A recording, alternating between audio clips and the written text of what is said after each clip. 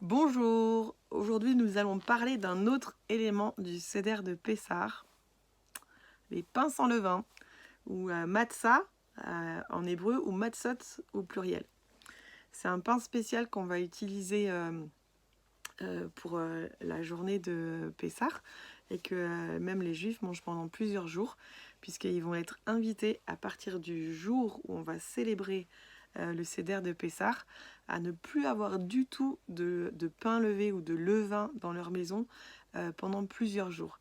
Et c'est un choix qui fait qui nous ramène toujours à ce moment où le peuple d'Israël sort d'Égypte pour aller vers le désert et la terre promise, et où Dieu leur dit que, en rappel de cette date, ils mangeront des pains sans levain. Et si vous vous rappelez ce qui est écrit dans Exode 12 concernant le repas que les Hébreux ont mangé à la sortie du pays d'Égypte, il est parlé du fait qu'ils ont mangé des pains qui n'avaient pas eu le temps de lever. Donc ils ont mangé des pains qui n'étaient pas levés. Donc c'est une histoire qui a rapport avec ça.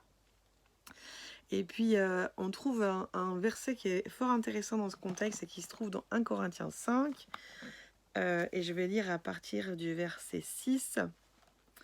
Ne connaissez-vous pas l'adage « Il ne faut qu'un peu de chametz » Chametz, c'est le mot hébreu pour levain. Il ne faut qu'un peu de chametz pour faire lever toute la pâte. Débarrassez-vous du vieux chametz afin que vous puissiez être une pâte nouvelle. Car en réalité, vous êtes sans chametz. En effet, notre agneau de Pessah, le Messie, a été sacrifié. Célébrons donc le Seder, non pas avec les restes du chametz, le chametz de la méchanceté et du mal, mais avec la matzah de la pureté et de la vérité. Alors je vous fais une petite traduction française au cas où.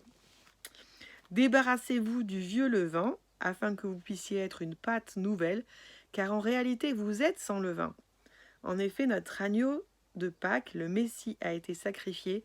Célébrons donc la Pâque, non avec les restes du levain, avec le levain de la méchanceté et du mal, mais avec le pain de la pureté et de la vérité. Voilà, ça c'était pour ceux pour qui ça devenait un peu compliqué. Donc en fait, dans ce texte, ce que Paul est en train de dire, c'est ça. C'est comment ça se fait que vous acceptez un peu de levain dans vos vies, alors que aujourd'hui, vous êtes une pâte nouvelle, vous êtes une nouvelle création. Et c'est ce que Dieu fait en fait avec le peuple d'Israël alors qu'il sort d'Égypte. Vous savez que le peuple d'Israël est arrivé en Égypte en fait au temps de Joseph. C'est une famille qui s'est installée là, qui s'est multipliée. Et au moment où le peuple d'Israël va sortir d'Égypte, en fait, c'est devenu de nombreuses personnes, de nombreuses familles qui ont ensemble une histoire et qui ont une certaine culture commune. Mais à ce moment-là, ils ne sont pas un peuple, ils ne sont pas une nation. Ils sont simplement des familles qui ont une histoire en commun qui les a amenés dans ce moment terrible où ils crient à Dieu à cause de l'esclavage qui s'est appesanti sur leur vie. Mais Dieu va leur faire franchir un cap en fait. Et dans l'Ancien Testament, il est dit qu'il fait sortir d'Égypte ses armées. Ça, on pourrait faire une longue parenthèse sur ce sujet, de penser que à l'époque, le peuple se voit comme d'anciens esclaves en Égypte, mais quand ils sortent d'Égypte, en fait, Dieu les appelle ses armées. Et ces armées, il les conduit hors d'Égypte, et il va en faire un peuple nouveau, ce peuple de l'alliance avec laquelle il va faire alliance au Sinaï, à qui il va donner les tables de l'alliance, à qui il va donner une loi et à qui il va donner une destinée aussi, celle d'être le réceptacle dans lequel le Messie va naître pour leur salut et pour le salut des nations. Et de la même manière, en fait, Dieu vient faire de nous, au travers de la Pâque, au travers du sacrifice de Jésus, il fait de nous une pâte nouvelle, il fait de nous une nouvelle humanité. Et le premier être de cette nouvelle humanité, c'est le nouvel Adam, qui est Jésus, en fait, qui est ce premier-né d'entre les morts, comme c'est décrit dans Colossiens 1. Et il est le premier-né d'une nouvelle humanité. Et nous, on marche derrière lui à sa suite. Et nous sommes cette pâte nouvelle. Nous sommes cette nouvelle humanité qui naît parce qu'elle a participé à la communion au corps du Messie. Parce qu'elle a participé à la Pâque.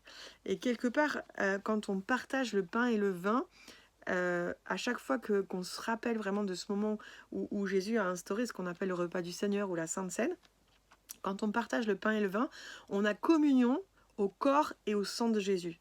Et ce corps, il a été brisé à la croix, le sang a été versé pour la rémission des péchés, on l'a déjà dit, mais c'est aussi une communion à un corps qui est glorifié, qui est ressuscité, et qui est cette inauguration en fait de cette nouvelle humanité qui est là. Et quand nous partageons le pain et le vin, on devient un avec ce corps nouveau, on devient un avec cette humanité nouvelle, on manifeste cette unité-là, et on manifeste le fait qu'on est appelé à être cette pâte nouvelle dans laquelle il n'y a pas de levain. Alors la réalité, c'est en vrai, dans notre vie, il y a encore beaucoup de levain. Et il y a encore beaucoup de choses qui ont besoin d'être changées. Une des particularités du levain, c'est que c'est très petit.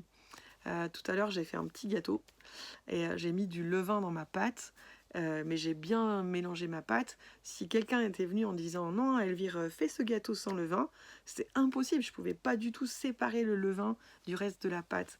Et cette image du levain, elle nous parle tellement de choses qui nous ont imprégnées, qui sont rentrées dans nos vies, qui sont rentrées dans nos manières de faire, qui sont rentrées dans nos manières de travailler, qui sont rentrées dans nos manières de gérer notre vie.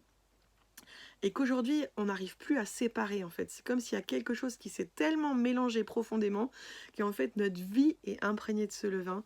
Et la seule chose qu'on peut faire, on ne peut plus séparer ce levain de la pâte. Et c'est la raison pour laquelle Dieu dit qu'il y a une ancienne humanité qui doit cesser, il y a une humanité qui doit mourir. Quand on parle du vieil homme qui meurt en Christ, on parle de ça. Ce vieil homme, il porte en lui ce levain qui est devenu inséparable de cette ancienne nature. On ne peut pas les séparer. Et du coup, cette vieille nature en nous doit mourir avec son levain en Christ pour ressusciter avec lui au travers de la Pâque, en communion au corps brisé et au sang versé par Jésus, pour devenir cette nouvelle humanité qui va habiter et qui va répandre vraiment ce nouveau royaume que Dieu nous donne. Donc nous, souvent, ce qu'on voudrait faire, c'est essayer de séparer ce levain de cette ancienne nature, en s'imaginant qu'on va pouvoir redonner à l'ancienne nature en nous la réalité de ce qu'elle était au départ. C'est impossible, nous ne pouvons pas faire ça.